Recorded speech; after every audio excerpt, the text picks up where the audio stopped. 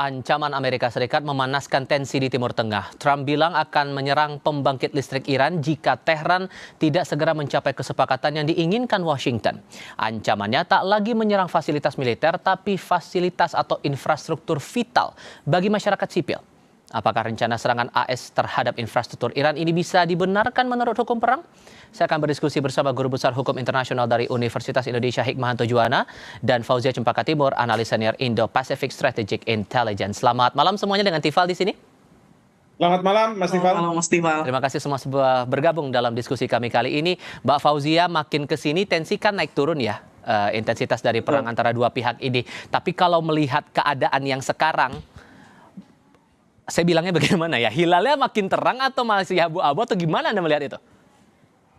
Saya melihat ini memang bab baru ya Mas ya. Jadi bukan juga kita bisa bilang bahwa ini adalah kelanjutan dari perang yang kemarin begitu. Karena kalau kita lihat intensitas yang dilakukan sejak setidaknya 10 hari sejak gelombang pertama serangan yang menghantam 80 target yang terjadi karena serangan yang dilakukan Iran pada 3 kapal sebelumnya, 3 kapal yang diantaranya milik Cyprus dan juga milik Arab Saudi. Di sini kita lihat sudah ada 4 gelombang setidaknya Mas. Yang pertama tanggal 7 Juli sebagai serangan gelombang pertama, dan hingga kali ini yang terbaru adalah yang 15 Juli lalu. Dan serangan ini bukannya menurun ya Mas ya, karena kita lihat bahkan gelombangnya ini semakin besar, bahkan di gelombang kedua itu di tanggal 8 Juli itu yang terbesar, bahkan 4 hingga 5 kali lipat lebih besar daripada gelombang yang pertama. Dan kita tahu bahwa setelah itu Iran juga melakukan serangan balasan ke beberapa negara Teluk dan Arab, diantaranya Yordan, Kuwait, dan juga Bahrain yang tentu saja menyerang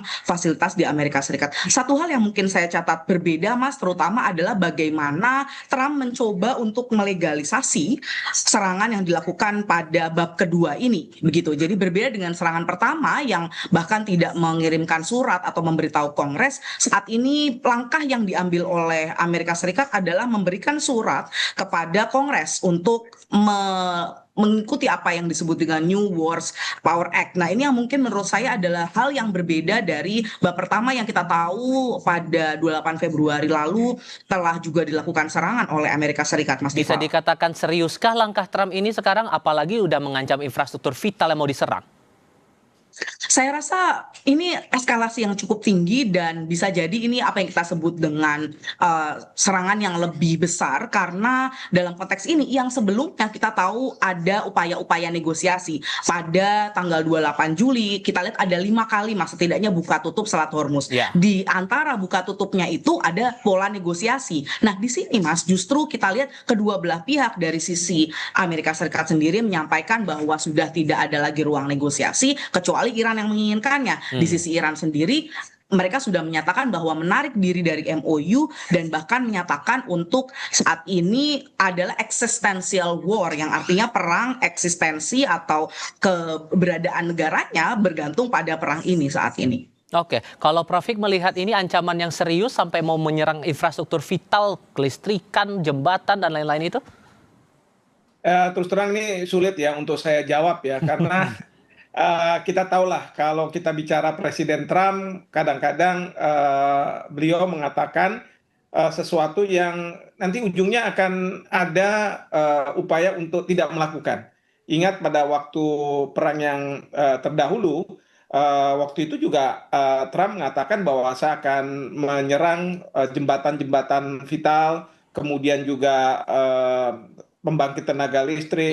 Bahkan pada waktu itu rakyat Iran sudah mengitari. Mereka mengatakan kami siap untuk mempertahankan jembatan-jembatan, pembangkit listrik. Jadi silakan, kalau misalnya mau diserang berarti Anda juga menyerang rakyat sipil. Memang dalam hukum perang sebenarnya yang menjadi target itu adalah instalasi-instalasi militer. Kalau misalnya objek-objek vital itu tidak boleh sebenarnya. Nah, ini tapi Trump mau melakukannya. Nah, ini pertanyaan kita, apakah ini ancaman supaya Iran mau tunduk, yang kita sebut sebagai coercive diplomacy, diplomasi yang dengan paksaan, atau ujung-ujungnya yang sering orang Amerika bilang, Trump always chicken out. Jadi kalau misalnya sudah sampai satu titik, lalu kemudian Trump akan mundur gitu ya. Dia akan takut dengan apa yang sudah disampaikan. Atau Nah, jangan-jangan, ini yang Prof, kita sorry tidak saya tahu. potong. Atau jangan-jangan ini upaya Trump buat mancing negara sekutunya, sebutlah Israel, buat ikut-ikutan juga di situ. Ya, bisa jadi, tetapi menurut saya Israel sekarang ini mereka juga mengkhawatirkan bahwa Iran akan menyerang Israel, dan memang Israel sudah mengatakan kalau misalnya sampai Iran menyerang kami akan menyerang Iran lebih besar lagi. Ya, tetapi yang saya lihat bahwa ajakan Trump ke banyak negara sebenarnya tidak diikuti.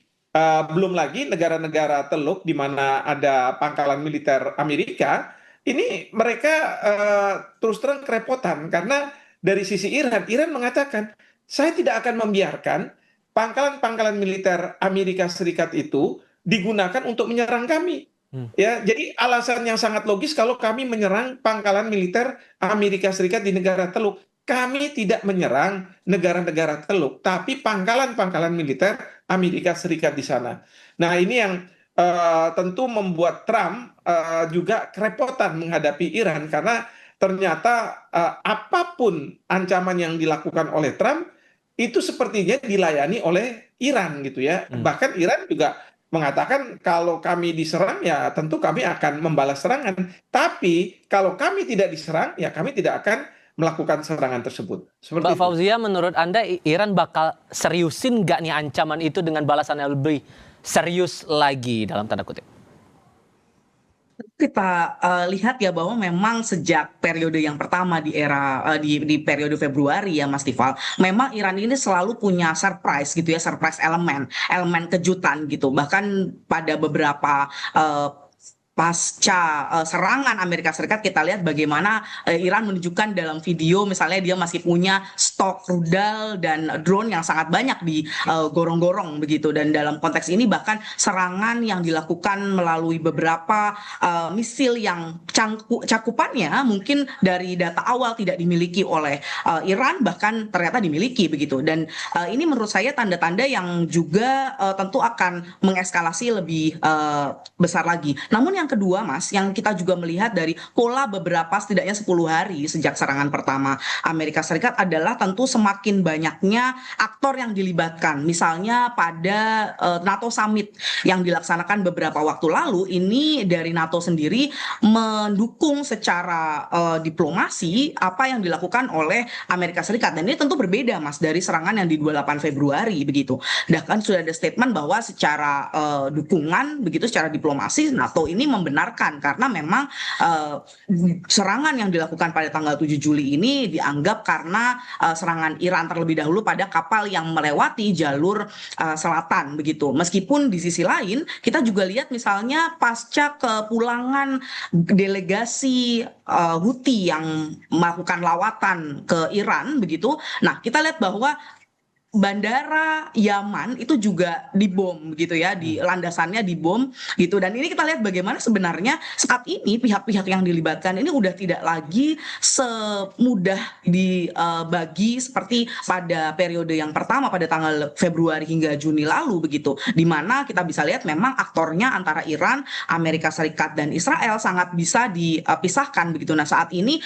pihak Irak lalu pihak dalam konteks ini Houthi dan Yaman jika bereskalasi dan menutup bab El Mandeb, maka konsekuensi terhadap energi global akan semakin parah, Mas. Oke, kalau dari pendekatan hukum internasional, Prof, kalau diseriusin nih Trump buat menyerang fasilitas-fasilitas sipil, apa yang bakal ditanggung oleh Amerika?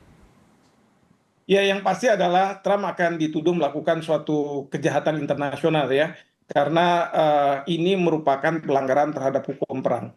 Tapi terus terang, kalau misalnya itu pun dilakukan, kemudian ada pelanggaran terhadap hukum perang, itu bukan berarti hari ini Trump itu langsung bisa dicokok, diadili, dan lain sebagainya. Tidak. Biasanya dalam konteks seperti ini, hukum humaniter internasional baru akan berlaku pasca perang, setelah perang usai. Itu pun kalau misalnya Amerika Serikat akan kalah perang. Tapi kalau dia menang perang, ya dia akan bisa terbebas dari dakwaan-dakwaan layaknya seperti misalnya Perang Dunia Kedua. Saya yakin pada waktu itu serdadu Amerika Serikat, ataupun negara-negara sekutu banyak yang melakukan kejahatan perang, tapi karena mereka menang ya tidak akan diadili. Tapi sebaliknya mereka yang kalah perang tentu akan diadili dan kemudian dikenakan sanksi seperti itu. Kalau serang berbalas berbalas narasi dulu lah sekarang ini. Balas narasi Amerika mengancam, kemudian kita belum lihat lagi real dari balasan Iran akan bagaimana. Kalau betul kemudian dua-duanya akan serius menyerang, saling berbalas serangan seperti itu, perang terbuka ini bakal bagaimana eskalasinya? Kalaupun akan terjadi dalam skala yang lebih masif di luar prediksi kita semua, bisakah kemudian kita katakan upaya untuk berunding kedua belah pihak ini sudah jelas mustahil, atau masih bisakah kita berharap dengan segala konsekuensi yang kita tanggung dalam beberapa bulan ini? Kita masih bisa berharap. Karena apa? Saya monitor Pakistan dan Qatar itu sekarang sedang mengupayakan dengan sangat keras untuk supaya Amerika Serikat dan Iran kembali ke meja perundingan, melakukan kontak-kontak sehingga bisa mengakhiri perang yang sekarang ini sedang bereskalasi. Itu yang pertama. Dan yang kedua, tentu Presiden Trump. Karena begini, serangan ini kalau misalnya tidak dilakukan oleh Amerika Serikat, tentu tidak akan ada balasan dari Iran. Nah, sekarang pertanyaannya adalah apakah Trump akan menghentikan serangan atau tidak. Nah, tentu Trump sekarang ada tekanan di dalam negeri untuk segera mengakhiri perang ini. Karena banyak masyarakatnya yang tidak setuju, meskipun mungkin kalau di Kongres bisa saja Trump masih punya dukungan ya, tetapi dia harus juga berpikir tentang midterm election yang sekarang ini sedang menyiapkan diri. Karena dari pihak Trump khawatir kalau misalnya nantinya ujungnya Kongres itu akan dikuasai oleh Demokrat dan dia akan di-impeach. Karena sekali lagi kalau misalnya Presiden Trump menghentikan, maka akan tidak diteruskan dan kemudian akan masuk ke perundingan. Tapi sekarang ini yang menjadi permasalahan bagi Trump, karena sekali dia melakukan serangan, ini istilahnya tidak mungkin dia balik kecuali ada sesuatu yang membuat Trump mengatakan bahwa oke, kita tidak akan lagi melakukan serangan. Dan sesuatunya itu adalah kalau dari pihak Pakistan dan Qatar berhasil untuk meyakinkan Iran untuk tidak membalas serangan, lalu kemudian mau duduk di meja perundingan. Soal Hormuz dan masalah nuklir ini kan berkali-kali alot tuh dalam beberapa pertemuan ke belakang. Buat nanti seandainya masih ada ruang ke arah sana, sealot apa lagi nanti, Prof? Kita masih bisa berharap nggak sih? Nah, ini yang jadi permasalahan. MOU yang ditandatangani oleh kedua pihak ternyata terjadi perbedaan penafsiran.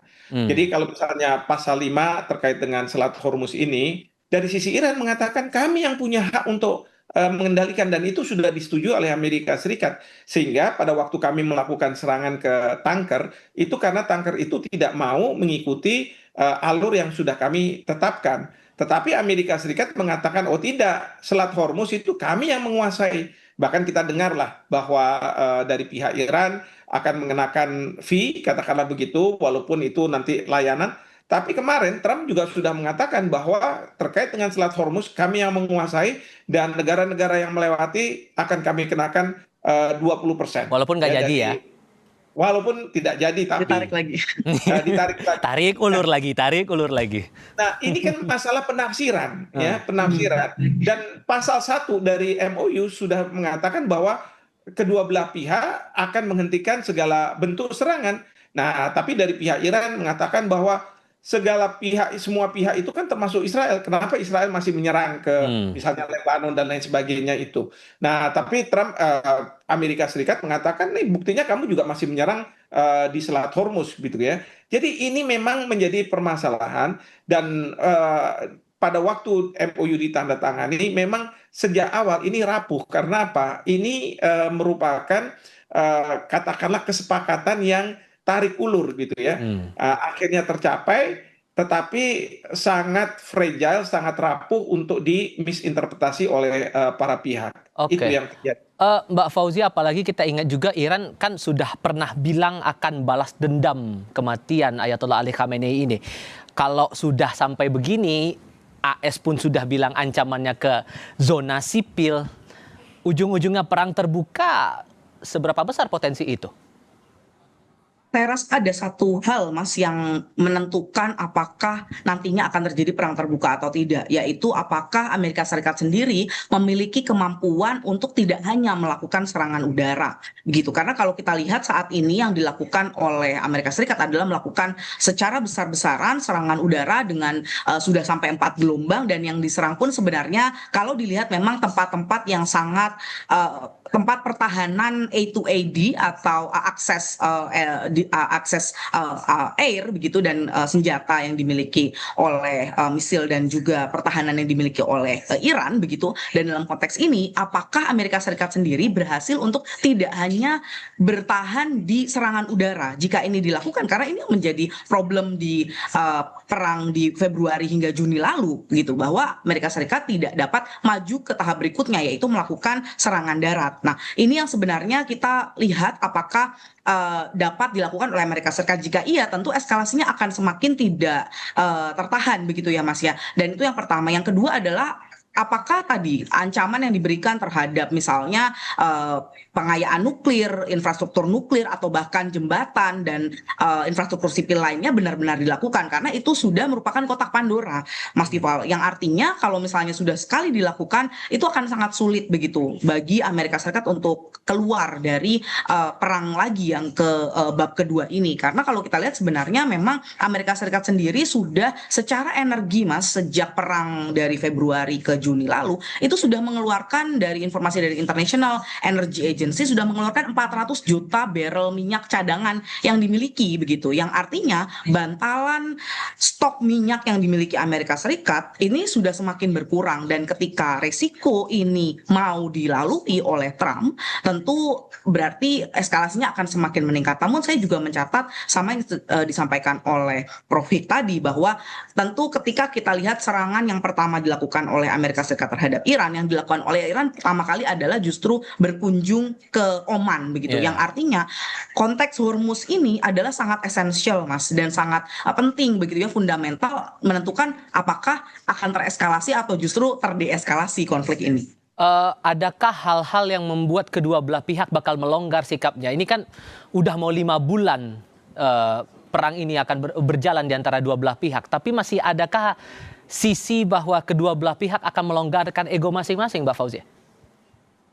Kalau saya lihat memang ada satu indikator yang tidak muncul pada saat yang pertama begitu ya, yaitu bagaimana Trump mencoba memasukkan surat ke Kongres, yang artinya meminta approval Kongres. Jika ini terjadi, maka, dan apalagi jika diberikan approval dari Kongres dalam bentuk anggaran atau bahkan approval untuk menyerang, maka paling tidak kita harus melihat perang ini dalam waktu 60 hari, karena jendela waktu yang dibuka oleh New Wars Power Act adalah 60 hari, Mas Tifal. Jadi kita harus siap menghadapi bab kedua yang mungkin panjangnya sekitar 60 hari begitu, untuk melihat apakah ini akan terdeeskalasi atau tereskalasi. Nah, itu yang dari sisi Amerika Serikat. Sedangkan kalau dari sisi Iran sendiri, tentu poin yang paling berbahaya adalah ketika proksi lain, tidak hanya Houthi tapi juga konteks Irak dan juga beberapa yang seringkali dianggap sebagai proksinya Iran ini diaktifasi, Mas. Yang tentu cost imposition, yang artinya beban dari perang ini nantinya tidak hanya untuk negara-negara Teluk dan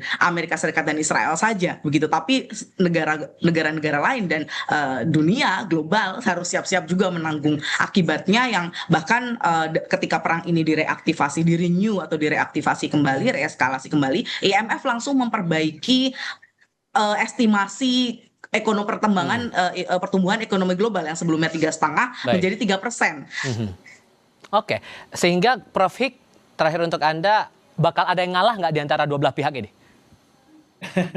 Kalau ngalah sih sebenarnya agak sulit ya, karena ini kalau dari sisi Trump, sebelum isu nuklir bisa terselesaikan, sebelum isu Selat Hormuz terselesaikan, maka dia tidak akan mundur. Karena bagi dia, yang dia janjikan kepada rakyat Amerika Serikat bahwa Selat Hormuz akan dikuasai, lalu kemudian Iran tidak akan memiliki senjata nuklir. Tapi bagi Iran juga sulit untuk dia mundur, karena dia akan mengatakan tidak, Selat Hormuz adalah merupakan sesuatu yang kami kuasai dan kami akan pegang itu terus. Dan yang kedua, terkait dengan nuklir ini, memang Iran mengatakan kalau senjata nuklir memang sejak awal kami sudah tidak lagi memiliki ya, karena pada waktu ada Ali Khamenei sudah ada fatwa. Tetapi masalahnya ada uranium yang sudah diperkaya. Lalu kemudian kalau nuklir untuk tujuan damai kan boleh, kenapa tidak boleh? Nah, ini yang kemudian bagi Iran tidak akan mundur sejengkal pun dari posisinya.